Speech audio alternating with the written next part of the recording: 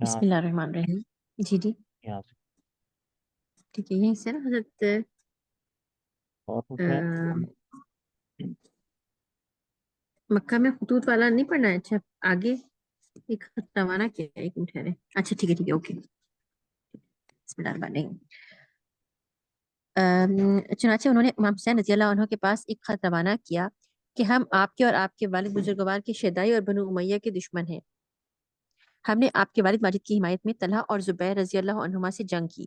ہم نے میدان صفین میں ہنگامے کا زار گرم کیا اور شامیوں کے دانت کھٹے کر دیے۔ اب ہم آپ کے ساتھ مل کر بھی جنگ کرنے کو تیار ہیں۔ آپ فوراً اس خط کے دیکھتے ہی کوفہ کی طرف روانہ ہو جائیے۔ یہاں آئیے تاکہ ہم نعمان بن بشیر رضی اللہ عنہ کو قتل کر کے کوفہ آپ کے سپرد کر دیں۔ کوفہ و عراق میں ایک لاکھ سپاہ موجود ہیں، وہ سب کے سب آپ کے ہاتھ پر بیعت کرنے کو تیار ہیں۔ ہم آپ کو حقدار خلافت یقین کرتے ہیں۔ یزید تو کسی طرح بھی آپ کے مقابلے میں خلافت کا استحقاق نہیں رکھتا۔ یہ موقع ہے، دیر مطلق نہ کی جائے۔ ہم یزید کو قتل کر کے آپ کو عالم اسلام کا تنہا خلیفہ بنانا چاہتے ہیں، اور ہمارے سربر آوردہ لوگوں نے یزید کے عامل یعنی نعمان بن بشیر رضی اللہ عنہ کے پیچھے جمعے کی نماز پڑھنی بھی ترک کر دی ہے، کیونکہ ہم امامت کا مستحق آپ اور آپ کے نائبین کو سمجھتے ہیں۔ حضرت امام حسین رضی اللہ عنہ کے پاس مکہ میں اس مضمون کے خطوط مسلسل پہنچنے شروع ہوئے تو انہوں نے اپنے چچا زاد بھائی مسلم بن عقیل کو بلایا۔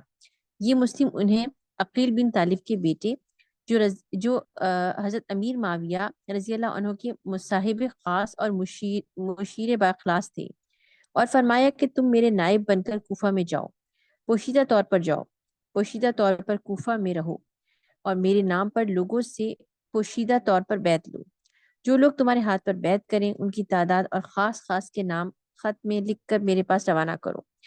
تم اپنے آپ کو پنہا رکھنے کی بہت کوشش کرو، اور ان لوگوں کو جو بیعت میں داخل ہوں سمجھاؤ کہ جب تک میں وہاں نہ پہنچوں ہرگز لڑائی نہ کریں۔ مسلم نہایت احتیاط کے ساتھ کہ عبداللہ بن زبیر رضی اللہ عنہ کو اطلاع نہ ہو سکے مکہ سے روانہ ہوئے۔ راستے میں انہوں نے کچھ سوچا اور ایک خط امام حسین رضی اللہ عنہ کو لکھا کہ مجھ کو اس کا انجام کچھ اچھا معلوم نہیں ہوتا، آپ مجھ کو معاف رکھیے اور بجائے میرے کسی دوسرے شخص کی کوفہ کی طرف بھیجیں۔ لیکن حضرت امام حسین رضی اللہ عنہ نے ان کو خط لکھا کہ تم بزدلی کا اظہار نہ کرو اور تم ہی کوفہ میں جاؤ۔ چنانچہ مسلم بن عقیل روانہ ہوئے اور کوفہ میں پہنچ کر مختار بن عبیدہ کے مکان پر اترے۔ اسی وقت یہ خبر شیعان علی میں پھیل گئی۔ لوگ چوک در چوک آ کر بیعت ہونے شروع ہوئے۔ پہلے ہی دن 12,000 آدمیوں نے بیعت کی۔ مسلم نے حضرت امام حسین رضی اللہ عنہ کے نام اپنے بخیریت پہنچنے اور لوگوں کے بیعت کا حال لکھا، اور ان کو اطلاع دی کہ پہلے دن 12,000 آدمی بیعت میں داخل ہوئے، جن میں سلطان بن سرد، مصعب بن ناجیہ اور رقاتہ بن شداد اور رحانی بن اروا بھی شامل تھے۔ آپ جب آئیں گے اور اعلانیہ بیعت لینا شروع کریں گے تو لاکھوں آدمی بیعت میں داخل ہو جائیں گے۔ یہ خط امام حسین رضی اللہ عنہ کے پاس قیس و عبد الرحمن 2 شخص لے کر روانہ ہوئے۔ امام حسین رضی اللہ عنہ اس خط کو پڑھ کر بہت خوش ہوئے اور دونوں نامہ بروں کو فوراً واپس کر دیا اور بھجوایا کہ میں بہت جلد کوفہ پہنچتا ہوں۔ اب حضرت امام حسین رضی اللہ عنہ نے یہ خیال کر کے کہ بصرہ میں حضرت علی رضی اللہ عنہ کے گروہ کی کافی تعداد موجود ہے، اپنے ایک معتمد کو انحف بن مالک اور دوسری شرفائے بصرہ کے نام خطوط دے کر بصرہ کی جانب روانہ کیا۔ ان خطوط میں لکھا تھا کہ آپ کو میرے ہاتھ پر بیعت کرنی چاہیے اور فوراً کوفہ پہنچ جانا چاہیے۔ کوفہ میں مسلم بن عقیل کے پہنچنے اور لوگوں کے بیعت کرنے کا حال جب عام طور پر مشہور ہو گیا تو عبداللہ بن مسلم خسرمی نعمان بن بشیر رضی اللہ عنہ کے پاس آیا اور کہا، اے امیر خلیفہ وقت کہ کام میں ایسی سستی نہیں کرنی چاہیے۔ آج کئی روز ہوئے مسلم بن عقیل کوفہ میں آ کر لوگوں سے حسین بن علی رضی اللہ عنہ کی خلافت کے لیے بیعت لے رہے ہیں۔ آپ کو چاہیے کہ مسلم کو قتل کر دیں یا گرفتار کر کے یزید کے پاس بھیج دیں، اور جن لوگوں نے بیعت کی ہے ان کو بھی قرار واقعی سزا دیں۔ نعمان بن بشیر رضی اللہ عنہ نے کہا کہ یہ لوگ جس کام کو مجھ سے چھپا کر رکھ رہے، میں اس کا اشکارا کرنا مناسب نہیں سمجھتا۔ جب تک یہ لوگ مقابلے کے لیے نہ نکلیں گے میں ان پر حملہ نہ کروں گا۔ عبداللہ یہ جواب سن کر باہر آیا اور اسی وقت یزید کو ایک خط لکھا کہ مسلم بن عقیل کوفہ میں آ کر حسین بن علی رضی اللہ عنہ کی خلافت کے لیے بیعت لے رہے ہیں اور لوگ ان کے ہاتھ پر کثرت سے بیعت کر رہے ہیں۔ حسین بن علی رضی اللہ عنہما کے بھی آنے کی خبر ہے۔ نعمان رضی اللہ عنہ اس معاملے میں بڑی کمزوری دکھا رہے ہیں۔ آپ اگر ولایت کوفہ کو اپنے قبضے میں رکھنا چاہتے ہیں تو کسی زبردست گورنر کو فوراً کوفہ میں بھیجیں تاکہ وہ آ کر مسلم کو گرفتار کرے اور لوگوں سے بیعت فسخ کروائے اور حسین بن علی رضی اللہ عنہما کو کوفہ میں داخل ہونے سے روکے۔ اس کام میں اگر دیر ہوئی تو آپ کوفہ کو اپنے قبضے سے نکلا ہوا سمجھیے۔ اس مضمون کے خطوط امارہ بن عقبہ اور ابی معیط نے بھی یزید کے نام روانہ کیے۔ ان خطوط کو پڑھ کر یزید بہت پریشان و فکرمند ہوا۔ سرجون نامی حضرت امیر معاویہ رضی اللہ عنہ کا ایک آزاد کردہ غلام تھا۔ حضرت امیر معاویہ بھی بعض پیچیدہ باتوں اور اہم معاملات میں اس سے مشورہ لیا کرتے تھے اور اس کے مشورے سے فائدہ اٹھایا کرتے تھے۔ یزید نے اس کو بلایا اور عبداللہ بن خسرمی کا خط دکھا کر مشورہ طلب کیا۔ اس جگہ جملہ معترضہ کے طور پر یہ بات قابل تذکرہ ہے کہ یزید ہمیشہ زیاد بن ابی سفیان سے ناراض رہتا تھا۔ زیاد کے بعد وہ عبید اللہ بن زیاد سے بھی ناخوش اور متنفر تھا۔ عبداللہ بن زیاد کو امیر معاویہ رضی اللہ عنہ نے بصرہ کا حاکم مقرر فرمایا تھا۔ یزید ارادہ کر رہا تھا کہ بصرہ کی حکومت سے عبید اللہ بن زیاد کو معزول کر کے اور کسی دوسرے شخص کو بصرہ کا حاکم بنائے۔ اب کوفہ سے یہ وحشت ناک خبریں آنے پر یزید نے حضرت امیر معاویہ کے آزاد کردہ غلام سے مشورہ طلب کیا تو اس نے عرض کیا کہ اس وقت عراق آپ کے قبضے سے نکلا چاہتا ہے۔ اگر آپ عراق کو بچانا چاہتے ہیں تو عبید اللہ بن زیاد کے سوا کوئی دوسرا شخص آپ کی مدد نہیں کر سکتا۔ میں جانتا ہوں کہ آپ کو یہ میرا مشورہ ناگوار گزرے گا، مگر عبید اللہ بن زیاد کے سوا جس شخص کو بھی آپ کوفہ کی حکومت پر بھیجیں گے وہ کوفہ کو بچانے میں کامیاب نہ ہو سکے گا۔ ساتھ ہی میرا مشورہ یہ بھی ہے کہ جس طرح حضرت امیر معاویہ رضی اللہ عنہ نے عبید اللہ کے باب زیاد کو بصرہ و کوفہ دونوں ولایتوں کی حکومت سپرد کر رکھی تھی، اسی طرح آپ بھی عبید اللہ کو بصرہ و کوفہ دونوں ولایتیں سپرد کر دیں۔ بصرہ کے لیے کسی دوسرے حاکم کو انتخاب کرنے کی ضرورت نہیں۔ یزید نے یہ سن کر تھوڑی دیر تأمل کیا، پھر فوراً عبید اللہ بن زیاد کے نام حکم نامہ لکھا کہ ہم نے بصرہ کے ساتھ کوفہ کی ولایت بھی تم کو سپرد کی۔ اب تم کو چاہیے کہ اس حکم کے پہنچتے ہی بصرہ میں کسی کو اپنا نائب بنا کر چھوڑ دو اور خود بلا توقف کوفہ میں رہو۔ وہاں مسلم بن عقیل آئے ہوئے تھے اور امام حسین کے لیے بیعت دے رہے تھے۔ ان کو پکڑ کر قید یا قتل کرو، اور جن لوگوں نے ان کی بیعت کی ہے ان کو اگر فسخ بیعت سے انکار کریں تو تلوار کے گھاٹ اتار دو اور اس قسم کے ہر ایک خطرے کا بندوبست کرو۔ عبید اللہ بن زیاد کو یقین تھا کہ یزید مجھ کو بصرہ کی حکومت سے معزول اور برطرف کیے بغیر نہ رہے گا۔ اس کو پڑھ کر وہ حیران رہ گیا، پھر خوش بھی ہوا اور رنجیدہ بھی، کیونکہ اس حکم کے پڑھنے سے اس کے دل میں یہ خطرہ بھی پیدا ہوا تھا کہ یزید اس بہانے سے مجھ کو بصرہ سے نکالنا چاہتا ہے۔ تاہم اس نے اس حکم کی تعمیل کو مناسب سمجھا اور اپنے بھائی عثمان بن زیاد کو بصرہ میں اپنا قائم مقام مقرر کر کے خود اگلے دن کوفہ کی طرف روانہ ہونے کا عزم کیا۔ اتنے میں منذر بن حارث اس کے پاس دوڑتا ہوا آیا اور کہا کہ حسین بن علی رضی اللہ عنہما کا فرستادہ ایک شخص آیا ہے اور آپ سے چھپا کر خفیہ طور پر لوگوں سے امام حسین کے لیے بیعت لے رہا ہے۔ عبید اللہ بن زیاد نے یہ سن کر اسی رات میں دھوکے سے حضرت امام حسین رضی اللہ عنہ کے قاصد کو گرفتار کر لیا اور اگلے دن لوگوں کو جمع کر کے ایک تقریر کی اور کہا حسین بن علی رضی اللہ عنہ کا ایک قاصد بصرہ میں آیا ہے اور بہت سے لوگوں کے نام خطوط لایا ہے۔ میں نے اس قاصد کو گرفتار کر لیا ہے۔ بصرہ میں جن جن لوگوں کے نام وہ خطوط یا پیغام لایا ہے میں نے سب کے نام اس سے دریافت کر لیے ہیں، اور جن جن لوگوں نے بیعت اس کے ہاتھ پر کی ہے ان کی فہرست بھی تیار کر لی ہے۔ آپ لوگوں کو معلوم ہے کہ میں زیاد بن ابی سفیان کا بیٹا ہوں۔ مسلم بن عقیل کوفہ میں آئے ہوئے ہیں۔ میں اب کوفہ کو جا رہا ہوں۔ وہاں مسلم بن عقیل اور جن لوگوں نے ان کے ہاتھ پر بیعت کی ہے سب کو قتل کر ڈالوں گا، اور اگر تمام کوفہ بیعت کر چکا ہے تو ایک شخص کو بھی وہاں زندہ نہ چھوڑوں گا۔ تمہارے ساتھ اس وقت یہ رعایت کرتا ہوں کہ بجز حسین بن علی رضی اللہ عنہما کے قاصد کے اور کسی کو کچھ نہیں کہتا، لیکن یہاں سے میرے جانے کے بعد اگر کسی نے ذرا بھی کان ہلایا تو پھر اس کی خیر نہ ہوگی۔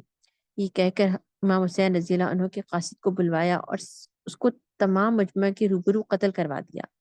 کسی نے اف تک نہ کی۔ اس کارروائی کے بعد مطمئن ہو کر وہ کوفہ کی طرف روانہ ہوا۔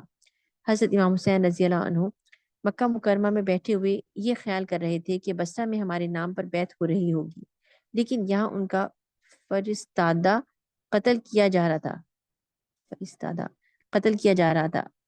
عبید اللہ بن زیاد نے قادسیہ کے مقام پر پہنچ کر اپنی رکابی فوج کو وہیں چھوڑا اور خود اپنے باپ کے آزاد کردہ غلام کے ساتھ ایک اونٹ پر سوار ہو کر کوفہ کی جانب تیزی سے روانہ ہو کر مغرب و عشاء کے درمیان کوفہ میں داخل ہوا۔ عبید اللہ بن زیاد نے امامہ حجازیوں کی وضع کا باندھ رکھا تھا۔ یہاں لوگوں کو حضرت امام حسین رضی اللہ عنہ کی آمد کا انتظار تھا۔ شان علی حسین کا یہاں تک زور ہو گیا تھا کہ نعمان بن بشیر رضی اللہ عنہ شام ہی سے اپنے دیوانے خانے کے احاطے کا دروازہ بند کر لیتے اور اپنے خاص خاص آدمیوں کے ساتھ مجلس گرم کرتے، دروازے پر غلام کو بٹھا دیتے کہ ہر آنے والے کا پتہ معلوم کرنے کے بعد اگر وہ اندر آنے کے قابل ہو تو دروازہ کھولے، ورنہ انکار کرتے۔ عبید اللہ بن زیاد جب کوفہ میں داخل ہوا تو لوگوں نے یہ سمجھا کہ امام حسین رضی اللہ عنہ جن کا انتظار تھا کوفہ میں آ گئے۔ جس طرف عبید اللہ کا اونٹ گزرتا لوگ کہتے کہ السلام علیکہ یا ابن رسول اللہ۔ عبید اللہ اپنا اونٹ لیے سرکاری دیوان خانے تک پہنچا۔ وہاں دیکھا تو دروازہ بند ہے۔ عبید اللہ نے دروازہ کھٹکھٹایا اور زبان سے کچھ نہ کہا۔ نعمان بن بشیر رضی اللہ عنہ اپنے دوستوں کے ساتھ چھت پر بیٹھے ہوئے تھے۔ وہ اٹھے اور چھت کے کنارے پر آ کر دیکھا تو چونکہ حضرت امام حسین رضی اللہ عنہ کا تمام شہر میں انتظار کیا جا رہا تھا، عبید اللہ کو یہی سمجھے کہ امام حسین رضی اللہ عنہ آ گئے۔ چنانچہ انہوں نے اوپر ہی سے کہا کہ اے ابن رسول اللہ، آپ واپس چلی جائیے اور فتنہ برپا نہ کیجیے، یزید ہرگز کوفہ آپ کو نہ دے گا۔ نعمان کے دوستوں نے جو چھت پر بیٹھے تھے نعمان رضی اللہ عنہ سے کہا کہ امام حسین کے ساتھ اتنی بے مروتی نہ کیجیے، کم از کم دروازہ کھول کر ان کو اندر تو آنے دیجیے، کیونکہ وہ سفر سے آ رہے ہیں اور سیدھے آپ کے پاس مہمان بن کر آئے ہیں۔ نعمان رضی اللہ عنہ نے کہا کہ میں اس کو پسند نہیں کرتا کہ لوگوں کو یہ کہنے کا موقع ملے کہ نعمان کے عہد حکومت میں کوفہ کے اندر امام حسین قتل ہو گئے۔ عبید اللہ نے اپنا امامہ اتارا اور کہا کہ کم بخت، دروازہ تو کھول۔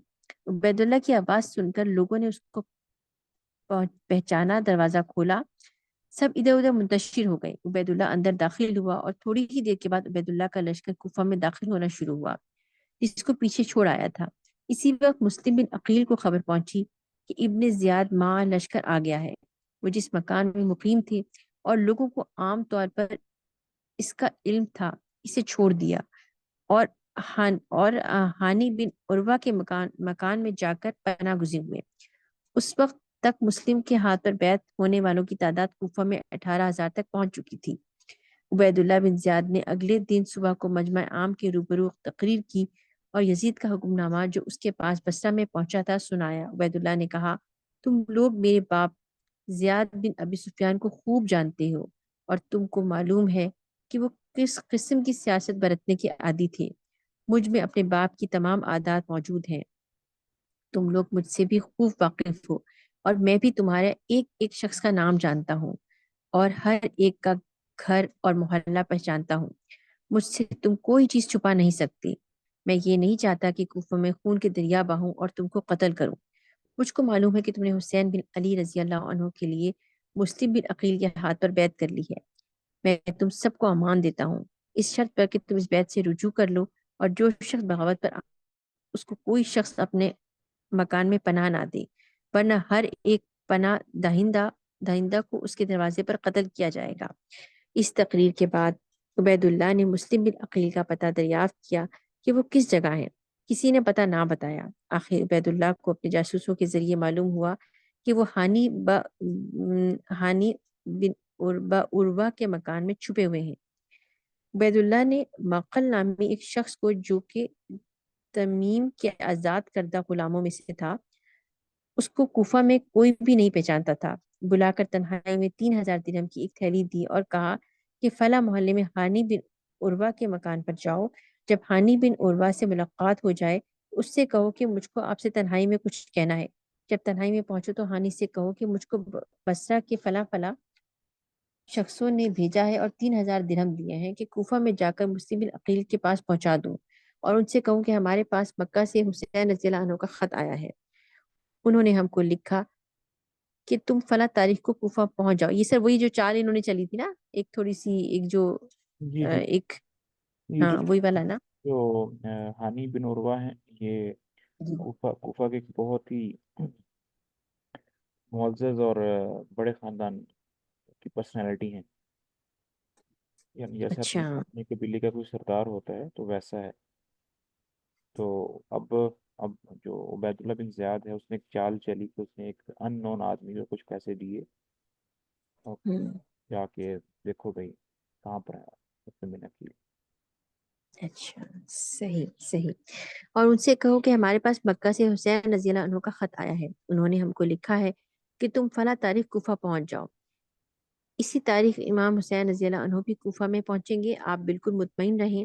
ہم سب تاریخ مقررہ پر امام حسین رضی اللہ عنہ کے ساتھ داخل ہوں گے۔ یہ 3,000 درہم ہم اپنی ضروریات میں صرف کرو اور ہماری طرف سے بطور ہدیہ قبول کرو، لہٰذا آپ مجھ کو مسلم بن عقیل کے پاس پہنچا دیجیے تاکہ میں تمام پیغامات اور یہ روپیہ ان کی خدمت میں پہنچا دوں کہ فوراً فوراً کوفہ سے چلا جاؤں، کیونکہ عبید اللہ بن زیاد آ گیا ہے اور وہ مجھ کو پہچانتا ہے، ایسا نہ ہو کہ میں گرفتار ہو جاؤں۔ موکل 3,000 درہم کی تھیلی لے کر ہانی کے پاس پہنچا۔ وہ مکان کے دروازے پر بیٹھا تھا۔ موکل کی باتیں سن کر فوراً مسلم بن عقیل کے پاس لے گیا۔ مسلم بن عقیل نے خوش ہو کر وہ تھیلی لے لی اور پیغامات سن کر موکل کو رخصت کر دیا۔ موکل وہاں سے چل کر سیدھا عبید اللہ کے پاس پہنچا اور کہا کہ میں تھیلی مسلم بن عقیل کو دے آیا ہوں اور خود ان سے باتیں کی ہیں، وہ ہانی کے مکان میں موجود ہیں۔ عبید اللہ بن زیاد نے ہانی بن عروہ کو بلا کر پوچھا کہ مسلم کہاں ہے؟ ہانی نے لا علمی بیان کی۔ عبید اللہ نے موکل کو بلوا کر سب کے سامنے اس کا بیان سنوایا۔ ہانی شرمندہ ہو کر کہنے لگا کہ ہاں، میرے پاس مسلم بن عقیل پناہ گزین ہیں، لیکن میں اپنی یہ بے عزتی برداشت نہیں کر سکتا کہ اب ان کو آپ کے سپرد کر دوں۔ عبید اللہ نے ہانی کو وہیں گرفتار کر لیا۔ شہر میں یہ خبر مشہور ہو گئی کہ ہانی کو عبید اللہ نے قتل کر دیا۔ ہانی بن عروہ کے گھر کی عورتیں یہ سن کر رونے لگیں۔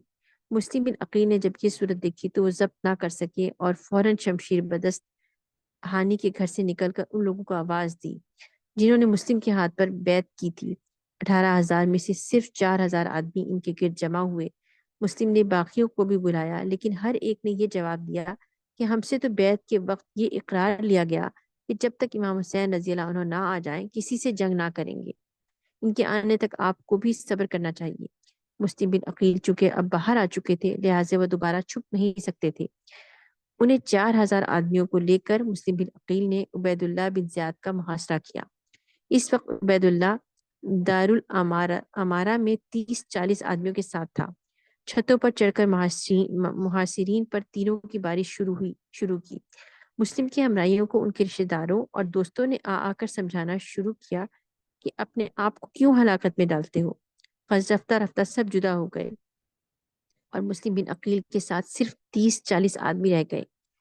مسلم بن عقیل اور ہانی کا قتل۔ یہ اس کا جی جی کوفہ والوں کا شروع سے یہ پرابلم رہا ہے، پتہ نہیں کہ کبھی بھی وہ مخلص اور وفادار نہیں ہوئے۔ حضرت علی کے ساتھ بھی یہی پرابلم تھا، ہوں، پھر جب مسلم بن عقیل کے ساتھ بھی، کہ شروع میں وہ سب ساتھ ہوتے تھے لیکن جب بھی کوئی مشکل وقت آتا تھا، کوئی آزمائش کا، تو وہ ساتھ چھوڑ جاتے تھے۔ تو یہی پرابلم مسلم بن عقیل کے ساتھ بھی ہوا کہ شروع میں ان کے ساتھ 12 سے 18,000 آدمی تھے، بعد میں 4,000 رہ گئے اور بعد میں صرف 30-40 آدمی رہ گئے۔ یہ عراق کی طرف ہے نا یہ کوفہ؟ جی، یہ جزیرہ عرب کے بالکل ایران اور جزیرہ عرب کی باؤنڈری پر دو بڑے شہر ہیں، کوفہ اور بصرہ۔ جیسے میں کوفہ نے تو ابھی تو اس کو ابھی فی الحال حال میں تو ہم اس کو عراق کا وہ کہیں گے نا۔ یہ ایرانیوں کے شہر ہیں، ایرانیوں کے، اچھا، ایرانیوں کی شہر کہلائیں گے، اچھا ہاں، صحیح صحیح صحیح۔ کیونکہ یہ ایرانیوں کے شہر ہیں تو ذہن میں یہ آتا ہے کہ یہاں پر عربی بولنے والے زیادہ ہوں گے، سوری تھوڑے ہوں گے، اور فارسی بولنے والے زیادہ ہوں گے، لیکن ایسا نہیں تھا۔ یہ حضرت ابو بکر، حضرت عمر، عثمان کے زمانے میں مسلمانوں کی چھاؤنیاں تھیں یہ شہر۔ سب سے پہلے جب یہ شہر آباد ہوئے ہیں تو یہ ایز اے چھاؤنی تھے مسلمانوں کے، کیونکہ کوفہ اور بصرہ یہ دونوں ایسے شہر ہیں جو کہ ایران اور جزیرہ عرب کے سینٹر میں آتے ہیں۔ اچھا تو حضرت عمر نے اس کو چھاؤنی بنایا تھا کہ مسلمانوں کی جو فوجیں ہیں جب جنگ نہ ہو رہی ہو تو یہاں پر قیام کریں، آرام کریں۔ تو اس لیے وہاں پر عربی بولنے والے لوگ تھے، تو آہستہ آہستہ چھاؤنی سے وہ شہر شہر بنتا گیا، کیونکہ ابھی یہ ہے تو ایران میں، لیکن اس وقت ابھی اس زمانے میں عربی بولنے والوں کا زیادہ تھا۔ اچھا، صحیح۔ ٹھیک ہے۔ مسلم بن عقیل اور ہانی کا قتل۔ اس حالت میں مسلم بن عقیل وہاں سے بھاگے اور اہل کوفہ میں سے کسی ایک شخص کے گھر میں پناہ گزین ہوئے۔ عبید اللہ بن زیاد نے عمر بن جریر مخزومی کو یہ آ، غلطی ہے آپ کیا کا، ہے؟ مخزومی ہے، مخزومی۔ مخزومی ہے نا، مخزومی کو ان کی گرفتاری کے لیے بھیجا۔ مسلم بن عقیل نے کوئی مفر نہ دیکھ کر تلوار کھینچی، لیکن عمر بن جریر نے کہا کہ آپ اپنی جان ناحق کیوں ضائع کرتے ہیں؟ آپ اپنے آپ کو میرے سپرد کرتے ہیں، میں اپنی ذمہ داری پر آپ کو امیر عبید اللہ بن زیاد کے پاس لیے چلتا ہوں اور وعدہ کرتا ہوں کہ اس سے آپ کی جان بخشی کرا دوں گا۔ مسلم بن عقیل نے تلوار ہاتھ سے رکھ کر اپنا ہاتھ اس کے ہاتھ میں دے دیا۔ وہ وہ مسلم کو عبید اللہ کے پاس لے گیا۔ عبید اللہ نے مسلم کو بھی اس کمرے میں قید کر دیا جس میں ہانی بن عروہ پہلے سے قید تھے۔ اگلے روز بیعت کرنے والوں میں سے 10,000 آدمی جمع ہوئے اور عبید اللہ بن زیاد کے مکان کو جا کر گھیر لیا اور مسلم بن ہانی دونوں کی رہائی کا مطالبہ کیا۔ اگر رضامندی سے دونوں کو رہا کر دو تو بہت اچھا ہے، نہیں تو ہم زبردستی چھین کر لے جائیں گے۔ عبید اللہ بن زیاد نے اپنے آدمیوں کو حکم دیا کہ چھت پر لے جا کر مسلم اور ہانی دونوں کو ان لوگوں کے سامنے قتل کر دو۔ اللہ اکبر۔ چنانچہ دونوں کو قتل کر دیا گیا۔ یہ دیکھ کر سب کے سب منتشر ہو گئے، گویا وہ ان دونوں آدمیوں کو قتل ہی کرانے آئے تھے۔ عبید اللہ نے حکم دیا کہ محل کا دروازہ کھول دیں اور ان لوگ دونوں کے جسموں کو دار پر لٹکا دیں اور سروں کو یزید کے پاس دمشق میں لے جائیں۔ یزید نے عبید اللہ کو لکھا کہ امام حسین رضی اللہ عنہ مکہ سے روانہ ہو چکے ہیں اور بہت جلد کوفہ پہنچنے والے ہیں۔ تم اچھی طرح اپنی حفاظت کرو اور فوجیں متعین کر دو کہ وہ امام حسین رضی اللہ عنہ کو پہلے ہی راستے میں روک دیں اور کوفہ تک پہنچنے نہ دیں۔ امام حسین رضی اللہ عنہ کی مکہ سے روانگی۔ حضرت امام حسین رضی اللہ عنہ نے مکہ سے روانگی یہ کی پڑھا تیاری کی۔ کل پڑھیں گے آپ سے حسین رضی اللہ اوکے عنہ کی مقدمہ کی۔ اوکے۔ السلام علیکم۔